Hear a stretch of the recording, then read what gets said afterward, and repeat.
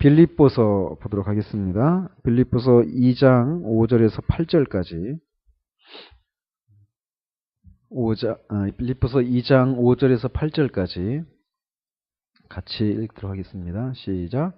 너희 안에 이 마음을 품으라. 곧 그리스도 예수의 마음이니 그는 근본 하나님의 본체시나 하나님과 동등됨을 취할 것으로 여기지 아니하시고 오히려 자기를 비워 종의 형체를 가지사 사람들과 같이 되셨고 사람의 모양으로 나타나사 자기를 낮추시고 죽기까지 복종하셨으니 곧 십자가에 죽으심이라.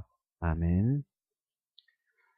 자, 우리가 지난 시간에는 신성과 인성이 한 인격 안에 연합을 이루고 있는 그리스도의 그 인격, 육격의 그 구성에 대해서 살피는 중에 그것을 잘못 이해했던 그런 오류들에 대해서 우리가 살폈죠. 그래서 신성을 부인하거나 또는 인성을 부인하거나 또는 신성과 인성의 그 완전한 신성과 완전한 인성을 부인하거나 또는 그 두 본성이 한 인격 안에 있지 않고 두 인격 안에 두 본성이 있다. 이런 잘못된 그런 것들 또는 이 두 인성이 이렇게 분리되고 구별되는데 혼합이 없는 상태로 있는 것인데 그것이 마치 이렇게 혼합이 되어 가지고 전혀 다른 어떤 제3의 본성을 가진 것처럼 이렇게 생각하는 이런 것들도 다 잘못된 것이다라고 말씀드렸죠.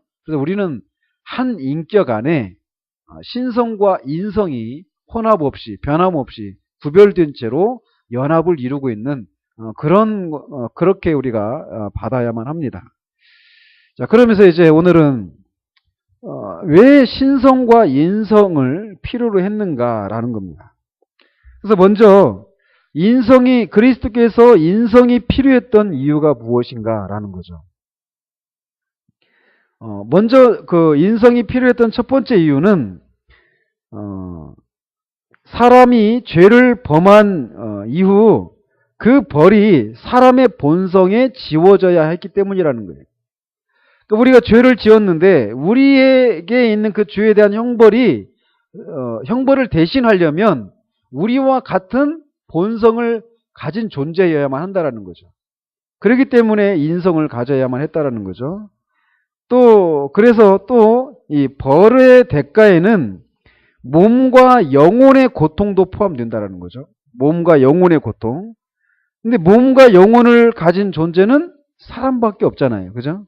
그렇기 때문에 이렇게 벌의 대가를 제대로 받으려면 우리와 같은 몸과 영혼을 가지고 있어야 된다는 거죠. 그래서 그 겟세마네 동산에서도 우리 주님이 보면 내 마음이 심히 고민하여 죽게 되었으니 라고 이렇게 말씀하십니다. 그러니까 예수님의 인성을 입으셨던 그 이유가 이렇게 우리의 죄에 대한 형벌을 대신하시기 위해서 그렇게 몸과 영혼을 필요로 했다라는 거죠. 자, 그러면서 또 주님이 우리의 인성을 필요로 했던 그 이유는 이렇게 죄에 대한 그런 형벌을 대신 받으시기 위함도 있지만 이렇게 주님이 인성을 입으셨기 때문에 그런 우리를 이해하는 대제사장이 되실 수 있다라는 거죠. 히브리서 4장 15절에 모든 일에 우리와 똑같이 시험을 받으신 이로되 죄는 없으신 분이시다. 이렇게 말씀하시고 계시는데 그렇게 주님이 우리와 똑같은 인성을 가지신 분이셔서 그러나 어떤 차이가 있다고 그랬죠? 죄가 없다. 죄가 없다라고 하는 말이 무슨 말이라고요? 죄를 짓는 것이 불가능한 그런 상태를 말합니다. 그래서 왜 불가능해야 되는지 그 이유는 말씀드렸죠? 기억하시죠? 자, 그러면서 아무튼 주님이 우리와 같은 인성을 입으셨지만 죄를 지을 수 없는 그런 인성을 입으셨지만 그런 인성임에도 죄가 없는 인성이지만 그럼에도 불구하고 시험일 수 있는 것은 죄가 없는 상태 가운데서도 시험은 시험으로서 그런 효력이 있다라고 말씀드렸잖아요. 그죠? 그래서 주님이 우리가 겪는 그 모든 시험, 고난 이런 것을 다 이해하신다라는 거예요. 친히 겪으셨기 때문에. 이 사실이 이 사실 때문에 우리에게 큰 위로가 되는 거예요. 주님이 우리와 같은 인성을 가지셔서 우리를 이해하신다. 우리의 감정과 우리의 연약함을 아신다라는 거죠. 그래서 우리에게는 우리의 연약함을 동정하시는, 그전 성경에는 차율하시는 이렇게 표현이 있죠. 그런 대제사장이 계신다라는 거예요.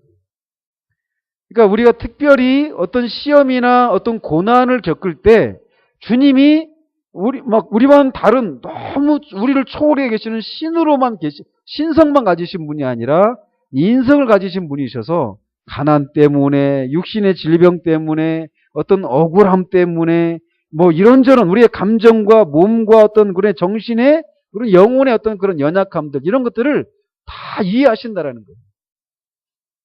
그런 것들이 우리에게 큰 위로가 될 수 있죠. 그런 것들을 이해하니까.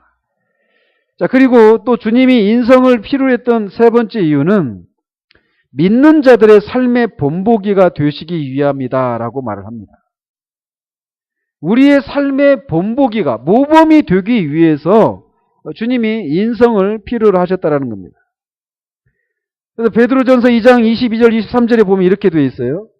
죄를 범하지 아니하시고 그 입에 거짓도 없으시며 욕을 당하시되 맞대어 욕하지 아니하시고 고난을 당하시되 위협하지 아니하신, 예수님이 이런 삶을 사셨는데 그 예수님의 발자취를 우리가 따라가도록 하시기 위해서 이렇게 인성을 입으시고 우리가 살아야 될 그 삶을 직접 사셨다라는 겁니다.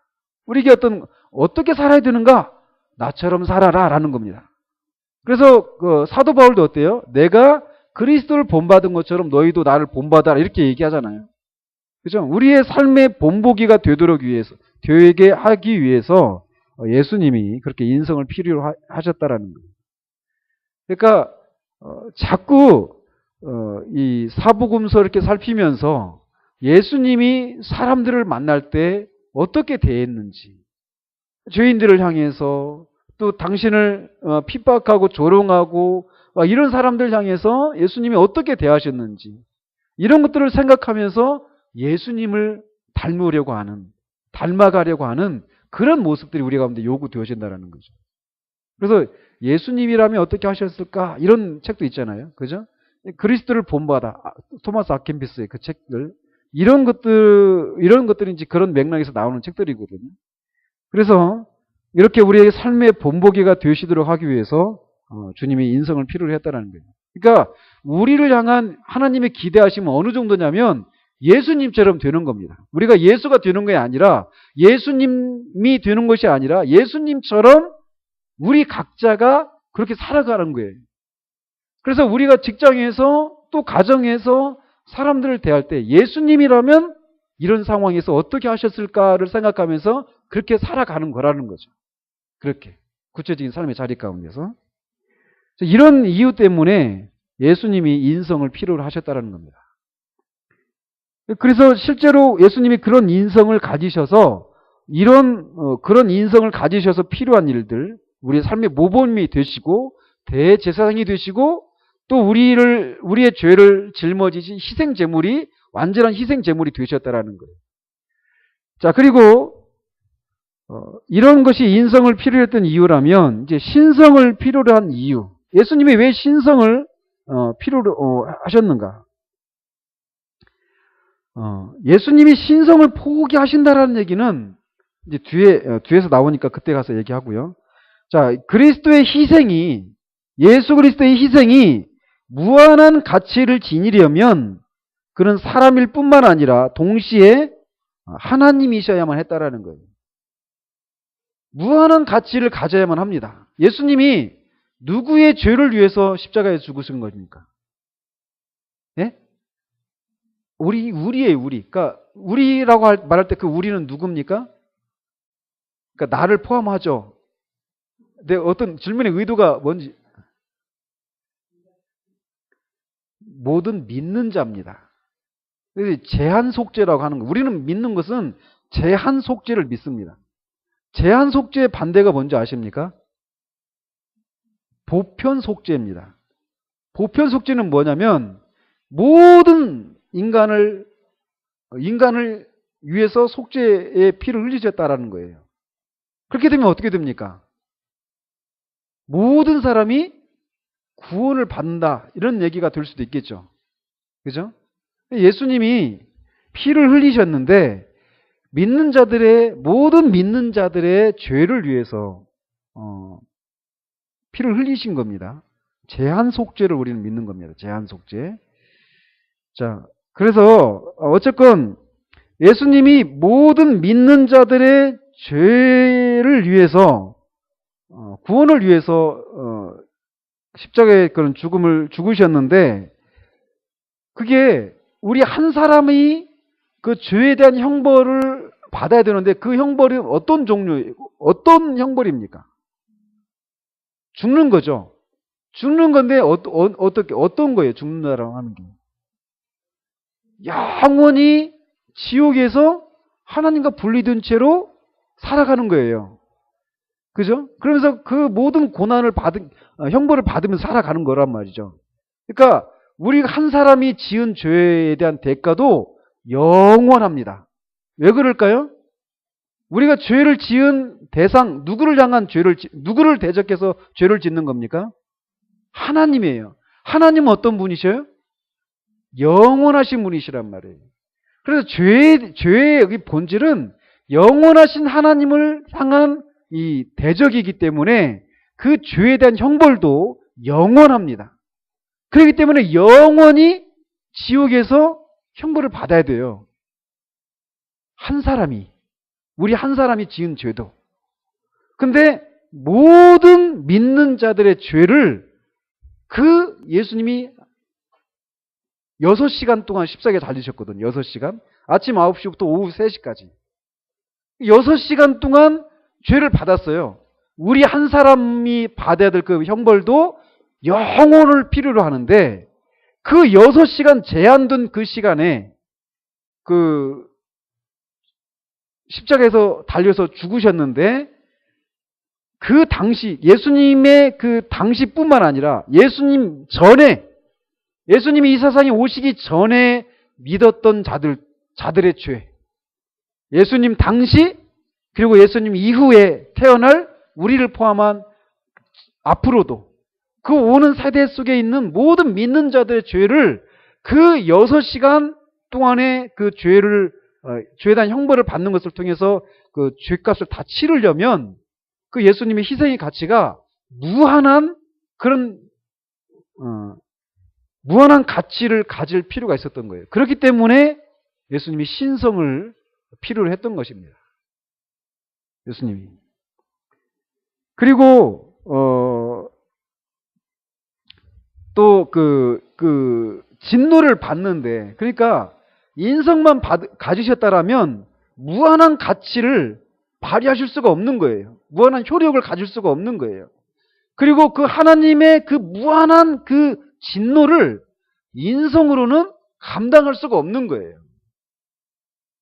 그렇기 때문에 어쨌건 결론적으로 예수님 죄에 대한 형벌이 무한한 그런 가치를 가지기 위해서는 신성이 필요했다라는 거죠.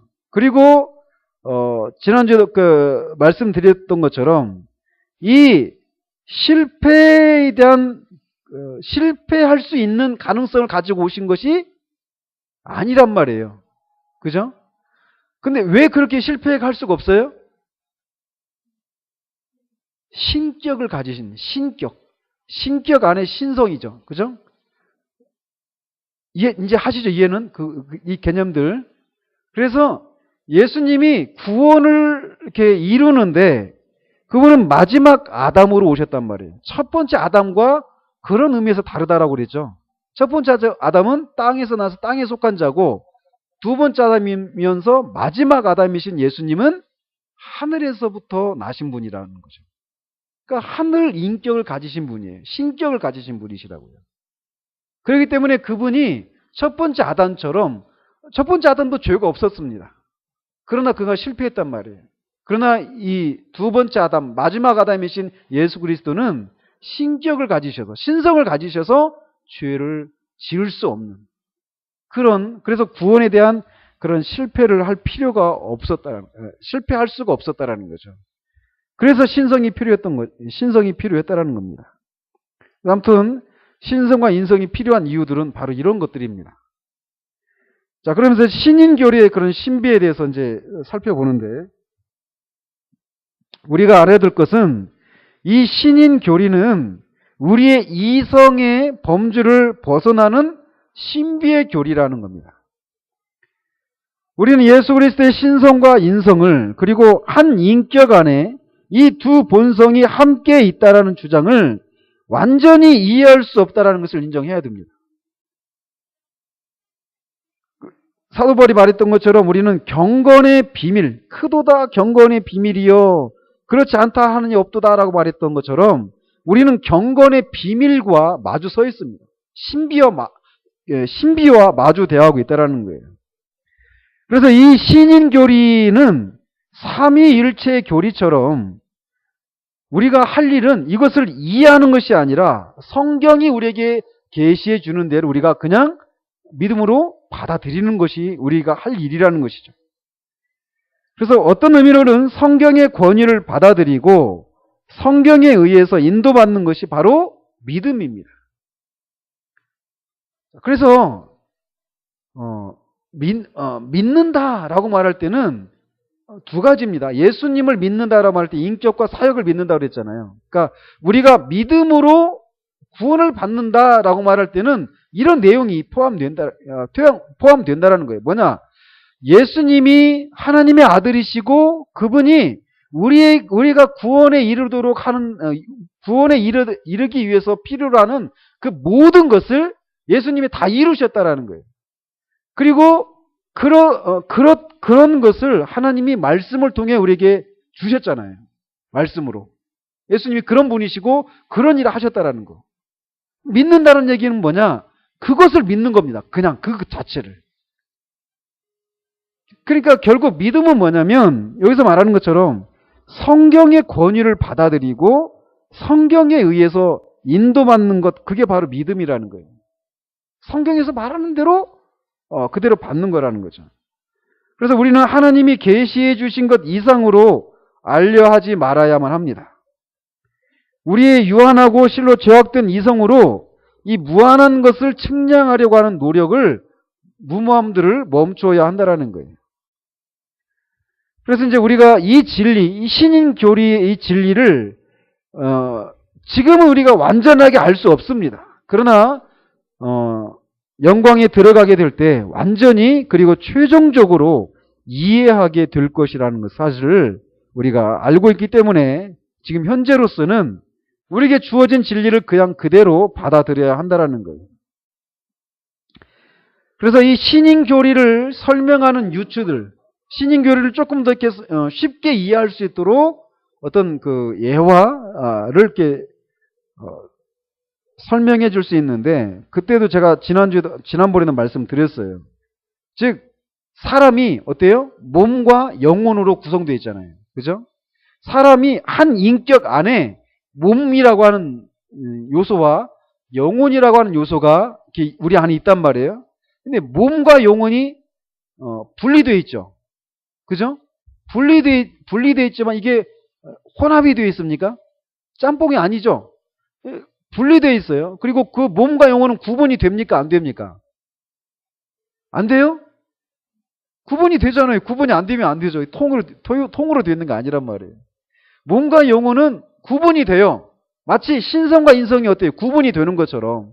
그리고 이게 몸과 영혼이 혼합되지 않죠. 그런 것처럼 신성과 인성도 혼합되지 않는단 말이에요. 그럼에도 불구하고 어때요? 이게 한 인격 안에 있잖아요. 우리 인격 안에 몸과 영혼이 있는 것처럼 신격 안에, 한 인격 안에 신성과 인성이 그렇게 있다라는 거예요. 그래서 어때요? 우리가 손가락이 아파요? 손톱이 아프면 손톱이 아프다 이렇게 말할 수도 있지만 나 아파 이렇게 말할 수도 있죠. 그죠? 그러니까 내 몸이 아파 이렇게 말하지 않고 몸의 어떤 부분이 아프지만 결국은 내가 아픈 거잖아요. 내가. 그죠? 그런 것처럼 이 영혼에서 일어나는 일도 마찬가지라는 거죠. 내 영혼에서 일어나는 일이 있어요. 막 하나님을 향한 그리움이 있는가 하면 하나님으로부터 이렇게 뭔가 내가 거절받는 것 같은 그런 데서 오는 어떤 그런 비참함과 어떤 슬픔과 어떤 외로움들 이런 것들이 있지만 그럴 때 내 영혼이 버림받았다 이렇게 말하는 것이 아니라 내가 버림받았다 이런 식으로 얘기하잖아요. 즉 나라고 하는 이 인격체 나는 어때요? 그 어떤 것을 생각하고 느끼고 어떤 것을 이렇게 결정하고 선택하고 어떤 행동을 하는 주체는 몸입니까? 영혼입니까? 나라니까요. 나. 이게 함정이에요. 우리가 몸을 가지고 내 영혼이 각각 어떤 역할들을 하지만 그거를 최종적으로 통합해서 그를 이렇게 제어하는 주체는 나란 말이에요. 나. 그죠? 그러니까 예수님이 이 신격을 가지신 분이셔서 인성이 있고 신성이 있고 한 인격 안에 그렇지만 그 나라고 말하는 그 나는 인간의 인격을 가진 존재입니까? 아니라고 그랬죠. 신격이란 말이에요. 그러니까 신이신 분이 죄를 지을 수가 없는 거예요. 그러니까 예수님이 신인이신 그리스도가 죄를 지을 수가 없는 분이셨다. 그런 인성을 입으셨다라고 말할 수 있다는 거죠. 무슨 말씀인지 아시겠죠? 자, 그런 것처럼 또 그래서 바울은 고린도인들에게 만일 그 사람들이 만일 알았더라면 영광의 주를 십자가에 못 박지 아니하였으리라 이렇게 말을 합니다. 고린도전서 2장 8절에 보면 왜? 영광의 주를 십자가에 못 박지 아니하였으리라 이렇게 말을 하고 있는데 영광의 주 하나님을 못 박을 수는 없잖아요. 왜요? 하나님 영이시잖아요. 그죠? 그러니까 하나님을 못 박을 수는 없단 말이에요. 그렇기 때문에 주님이 못 박히시기 위해서는 반드시 사람의 몸을 입으셔야만 했던 거예요. 하지만 바울은 분명히 사람의 몸이 주님의 몸이 못 박혔지만 주님의 몸을 못 박았다 이렇게 표현하지 않고 영광의 주가 못 박혔다 이렇게 말한다는 거예요. 몸으로 한 일이지만 그리스도의 인격을 가지고 인격에 일어난 일이라고 말한다는 거죠. 이 구분을 잘 하셔야 됩니다. 다시 말해서 한 가지 본성에서 일어난 일을 인격 전체에 일어난 일로 여긴다라는 거예요. 아시겠죠? 또 다른 유추는 뭐냐? 옛사람과 새사람. 이 개념을 우리가 알고 있으면요. 나중에 우리가 이렇게 성화를 이루어가는 과정에 대한 이해도 여기에서 이렇게 생겨나게 돼요. 그래서 에베소서 4장 22절 24절 보면 이렇게 되어 있어요. 너희는 유혹의 욕심을 따라 썩어져가는 구습을 따르는 옛사람을 벗어버리고 오직 너희의 심령이 새롭게 되어 하나님을 따라 의와 진리의 거룩함으로 지으심을 받은 새 사람을 입으라 이렇게 말을 합니다. 그러니까 옛사람과 새사람을 얘기해요. 근데 옛사람과 새사람은 다른 말로 말하면 옛 본성과 새 본성 이렇게 말할 수 있습니다. 그러면은 이 둘은 어때요? 이 옛 본성과 새 본성이 어디 안에 있습니까? 우리 안에, 내 안에 있단 말이에요. 몸과 나 안에 나라고 하는 인격 안에 몸과 영혼이 있는 것처럼 나라고 하는 이 존재 안에 옛 본성과 새 본성이 있다라는 거예요. 거듭났다라고 할 때 그 말이 뭡니까? 새 본성을 우리가 받았다라고 말할 수 있는 거라는 말이죠. 그래서 이 둘은 이렇게 안에서 결합되어 있지만 서로 섞이거나 융합되지 않는 별개의 실체로 인식할 수 있다는 거예요. 그래서 저는 한 인격이에요. 한 인격이지만 이 두 가지 본성을 가지고 있다는 거예요. 옛 본성과 새 본성을 내 인격, 한 인격 안에 가지고 있다라는 거예요. 그래서 우리가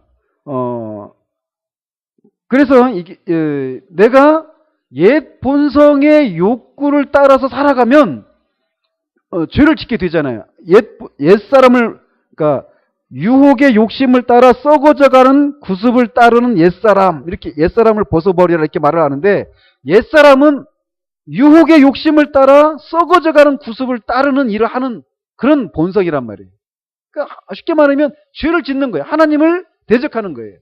유욕에 따라서 살아가는 것을 요구하는, 그게 옛사람, 옛 본성이란 말이죠. 근데 그 옛 본성을 따라서 내가 그 옛 본성을 따라서 살 것인가 말 것인가 결정하는 주체는 누구예요? 나란 말이에요. 나. 그러니까 내가 옛 본성을 따라서 살아가면, 그래서 죄를 지었어요? 그러면은 옛 본성이 했어 이렇게 말하는 게 아니라 내가 죄를 지었다라고 말한다라는 거죠. 반대로 새 본성을 따라가는 것도 마찬가지입니다. 새 본성을 따라가는 것도. 그것을 따라 살아가는 주체도 나란 말이에요. 나. 그런 것처럼 한 인격 안에 옛 본성과 새 본성이 혼합되지 않고 분리된 채로 이렇게 구별된 채로 있는 것처럼 한 신격 안에 신성과 인성이 그렇게 자리하고 있다는 겁니다. 자, 그러면서 오늘 읽은 이 빌립보서 2장 5절에서 8절까지 이 교리를 한번 보도록 하겠습니다. 사실 이제 이 구절은 바울이 그리스도의 인격이 어떻게 구성되어 있는가 이거를 말해주기 위한 구절이 아닙니다. 물론 여기에서도 그게 나와요. 그는 근본 하나님의 본체시나 하나님과 동등됨을 취할 것을 여기지 아니하시고, 그래서 하나님과 본체시다. 그리스도가 하나님과 본체시니까 하나님과 동등이시다 이런 말이란 말이에요. 하나님과, 그러니까 하나님이시란 말이죠. 그러니까 그런 것을 그것을 말해주려고 하는 그런 구절이 아니에요. 이 구절을 인용한 그 구절은, 이 구절을 제시한 그 목적은 그런 하나님이신 분이 우리를 구원해 주시기 위해서 십자가에 죽기까지 낮아지셨다. 겸손, 그의 낮아지심, 그의 겸손을 보여주기 위한 것입니다. 그러니까 하나님이 무한하신 하나님이 종의 형체, 사람의 몸을 입고 이 땅에 오셨다라는 것은 가장 높은 곳에서 가장 낮은 곳으로 떨어진 것에 비할 수 있다는 거예요. 근데 그것보다 더 낮아져서 십자가에 죽기까지 예수님이 낮아지셨다는 거예요. 그러니까 그런 것처럼 당신이 하나님이신데 하나님의 권리를 주장하지 않고 그렇게 낮아지고 겸손해지고 자기만을 돌아보지 않고 우리를 돌아보고 우리를 부유하게 하고 우리를 유익하게 하기 위해서 자기의 권리를 주장하지 않고 그렇게 낮아진 것처럼 너희들도 그렇게 너희들의 일만 돌아볼 것이 아니라 겸손해져서 다른 사람의 일도 돌아봐라. 이런 그것을 가르치기 위해서 이 구절을 인용하고 있다는 거죠. 원래 이 구절은. 아시겠죠? 자, 그러면서 이제 여기에서 이제 흔히 이 구절을 케노시스 이론이라고 말을 합니다. 케노시스라고 하는 게 뭐냐면 그가 비웠다라는 겁니다. 그러니까 7절에 보면 6절 7절 보면 그는 근본 하나님의 본체시나 하나님과 동등됨을 취할 것으로 여기지 아니하시고 오히려 자기를 비워 종의 형체를 가지사 사람들과 같이 되셨다 이렇게 되어 있는데 여기서 비웠다라고 하는 것이 케노시스 정확한 제가 지금 헬라어는 잘 기억이 안 나는데 어쨌건 이 비웠다라고 하는 이 표현이 어떤 걸 의미하는가라는 겁니다. 그래서 이게 비웠다라고 하는 것이 신성을 포기한 것이냐 이런 그 신성을 비웠다 이런 걸 말하는 거냐 아니냐 하면서 이제 여기서 이제 논쟁이 있다라는 거죠. 바울은 우리 주님이 하나님의 본체시다라고 말을 합니다. 본체라고 하는 것은 어떤 사물을 고유하게 만드는 특성들의 총화다라고 말합니다. 그래서 이게 뭐냐? 금속이 있어요. 금속을 동일한 금속인데 이 금속을 가지고 이 쇠를 가지고 칼을 만들 수도 있고 쟁기를 만들 수도 있습니다. 그죠? 예와 그대로 들면. 근데 이제 어때요? 금속을 가지고 칼을 만들고 쟁기를 만들었을 때는 이제 그 칼을 보면서 누가 저거 금속이다 이렇게 말하지 않죠. 뭐라고 해요? 칼이라고 하죠. 쟁기를 보면서도 마찬가지죠. 쟁기를 보면서 저거 금속이다 이렇게 말하지 않고 금속으로 만들어졌지만 그 쟁기는 이미 쟁기로서의 그런 어때요? 그런 특징을 가지고 있기 때문에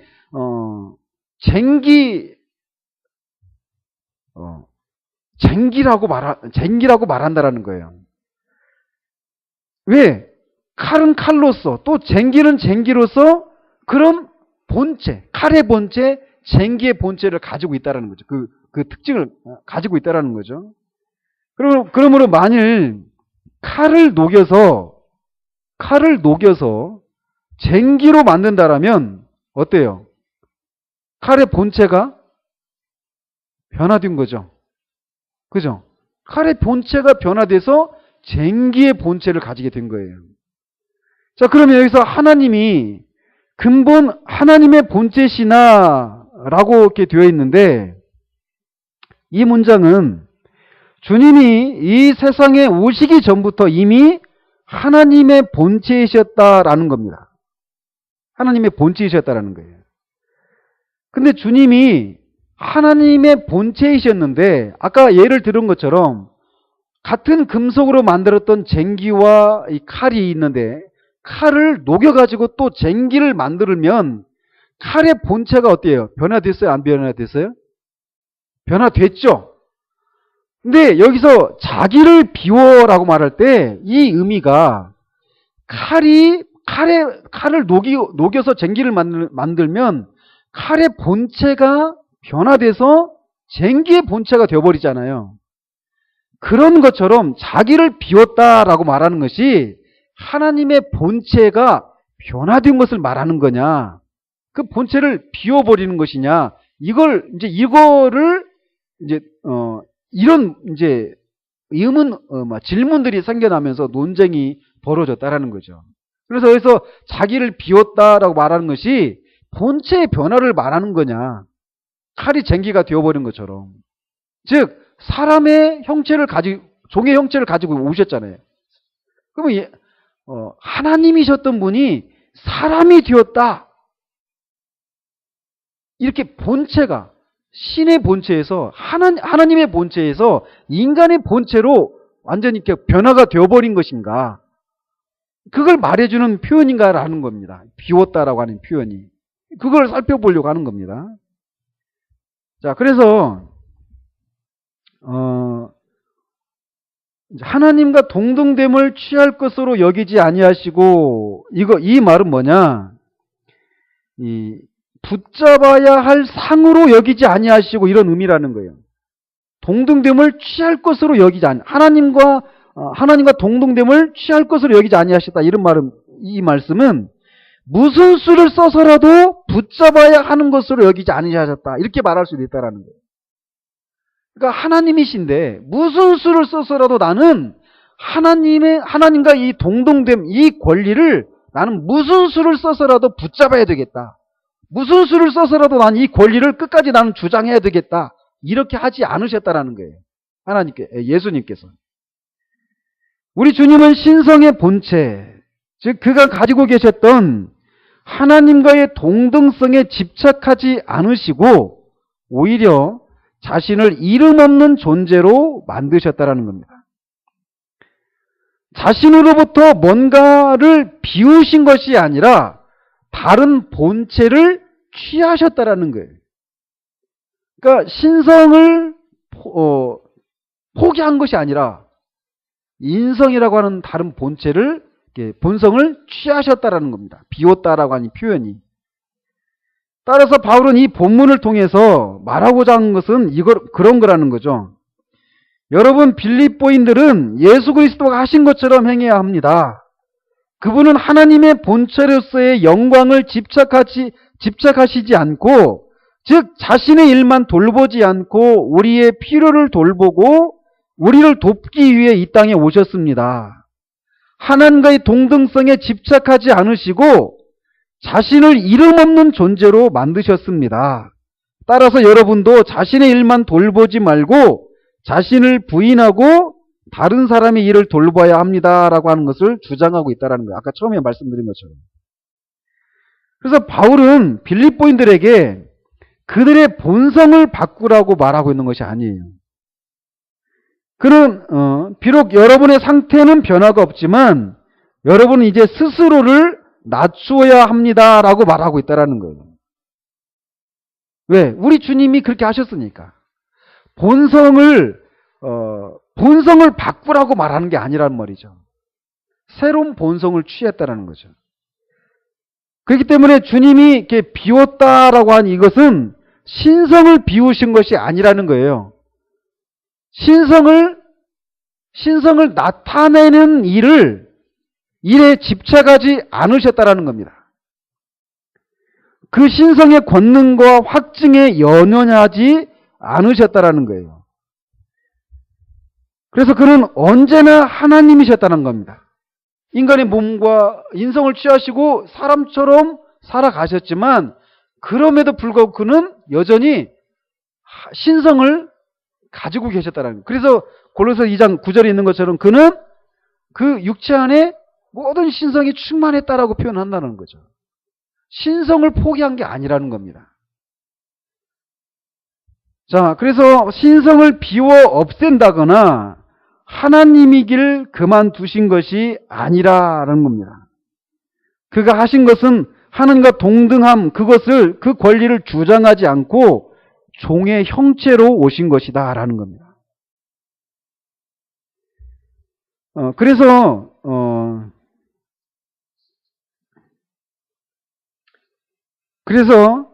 워필드가 말하기를 세상의 주님이 세상의 종이 되셨다.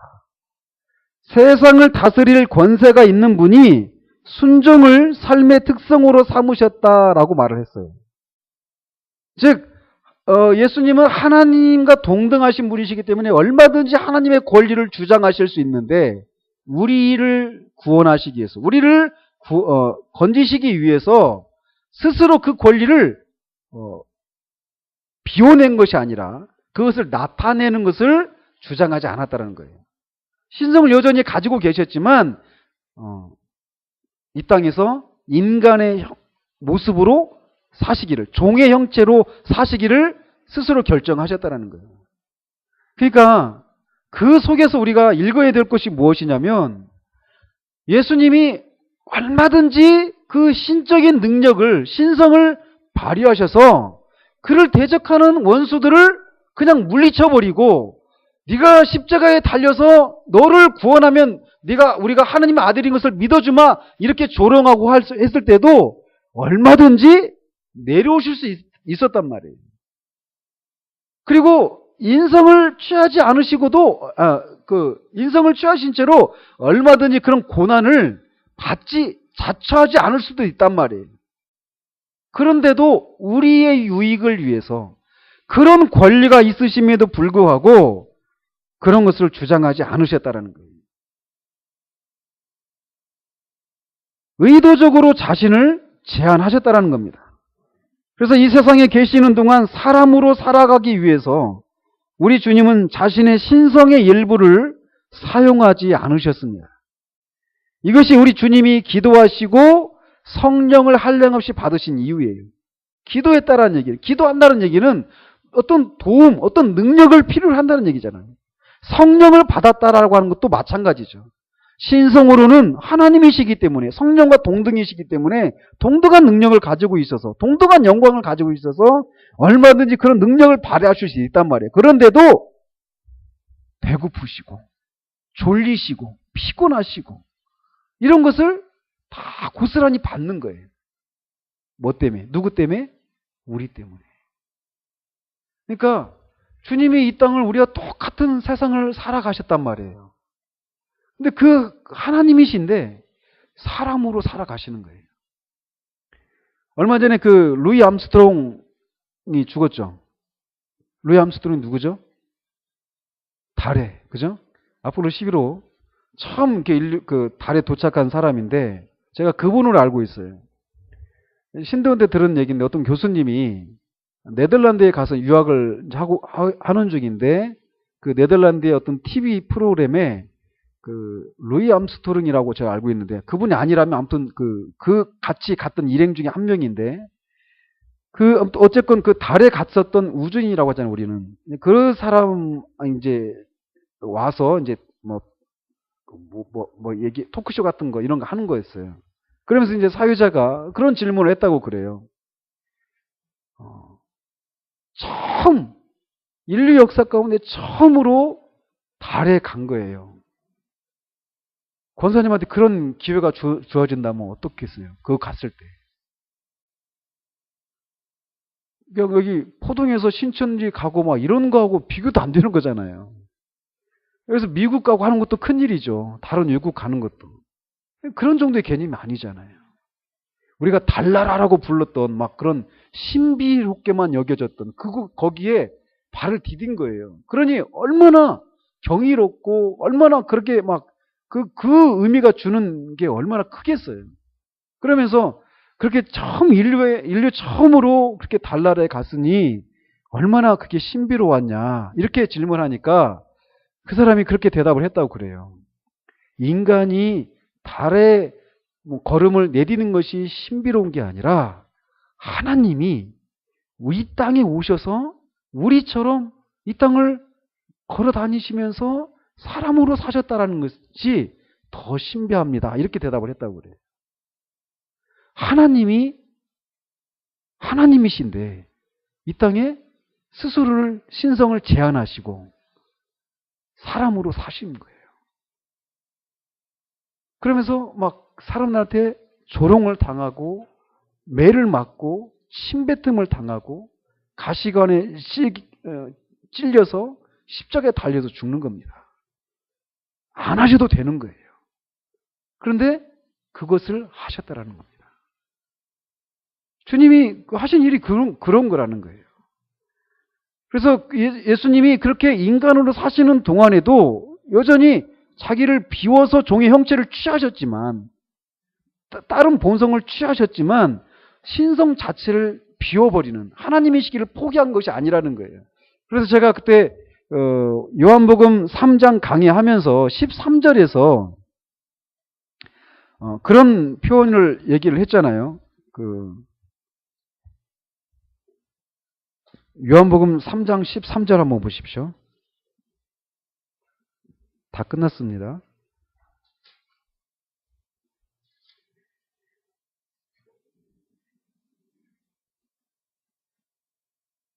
같이 한번 읽어볼게요. 시작. 하늘에서 내려온 자 곧 인자 위에는 하늘에 올라간 자가 없느니라. 여기서 보면 하늘에서 내려온 자 곧 인자 위에는 하늘에 올라간 자가 없느니라 이렇게 되어 있는데 다른 버전에 보면 이게 하늘에 있느니라 이렇게 표현이 되어 있다는 거예요. 그러니까 하늘에서 내려온 자 곧 인자 위에는 하늘에 올라간 자가 없느니라 이 말이 다른 그 번역본에는 하늘 인자가 지금 네 앞에서 니고데모가 지금 대화하는 중이잖아요. 니고데모에게 지금 말하고 있는 인자, 사람의 아들인 내가 지금 이 순간에 하늘에 있다. 이렇게 말씀하고 계시고 있다라는 거예요.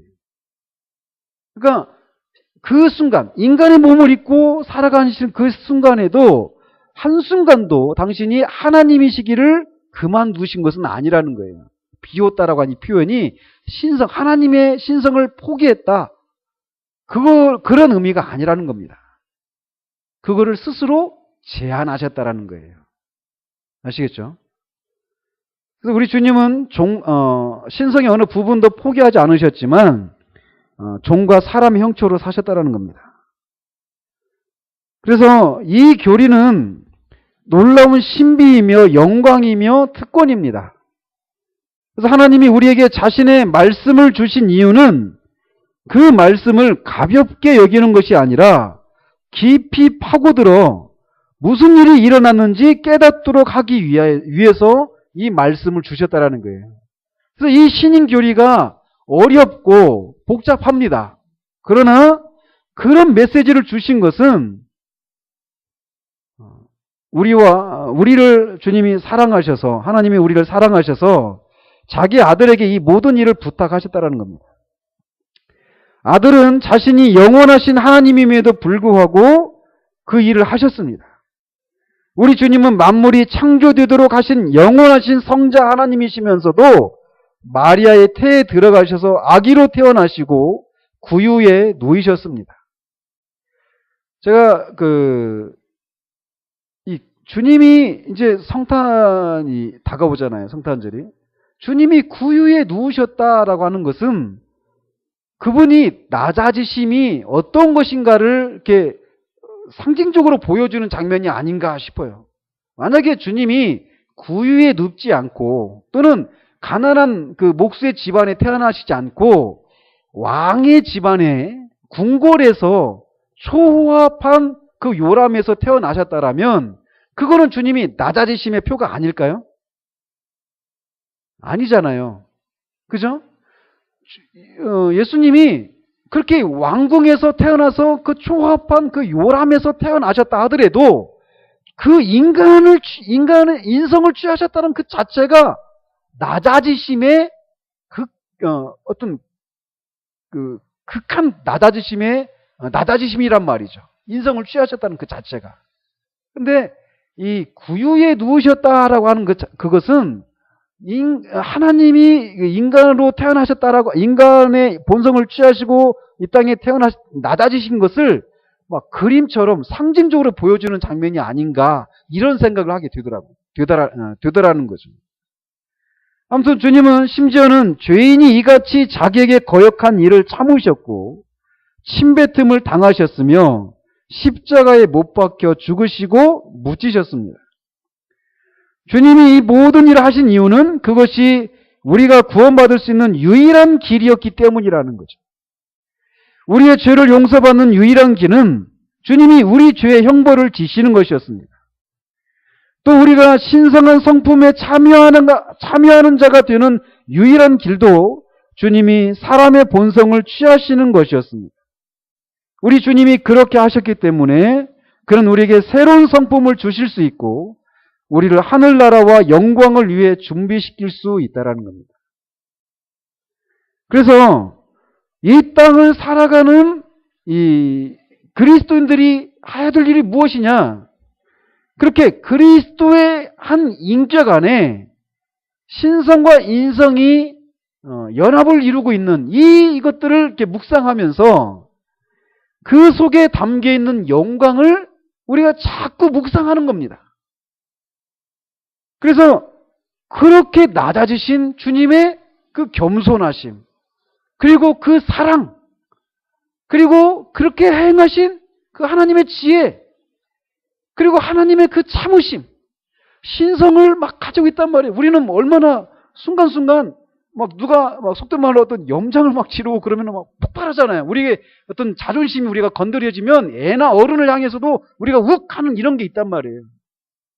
근데 하나님이신 분이 그 죄인들이 끊임없이 그를 거역하고 침뱉고 조롱하고 멸시하고 그런데도 그거를 발휘하시질 않고 참으시는 거예요.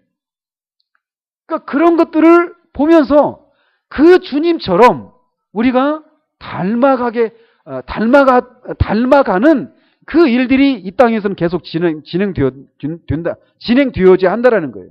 그래서 신자의 삶이라고 하는 것은 크게 두 가지로 요약할 수 있다는 거죠. 존 웨인이 말하기를, 하나는 뭐냐?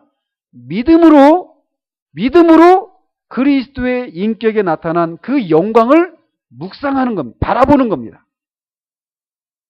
그리고 죽은 다음에는 직접 우리가 눈으로 직접 그 그리스도의 영광을 바라보고 그리스도처럼 되는 거예요. 여기서 바라본다라고 하는 것은 그 영광을 우리가 자꾸 이해하는 겁니다. 그래서 이 땅을 지나는 동안에는 그 영광을 우리가 완전히 이해할 수 없어요. 우리가 살펴본 것처럼 이건 신비의 종교이기 때문에.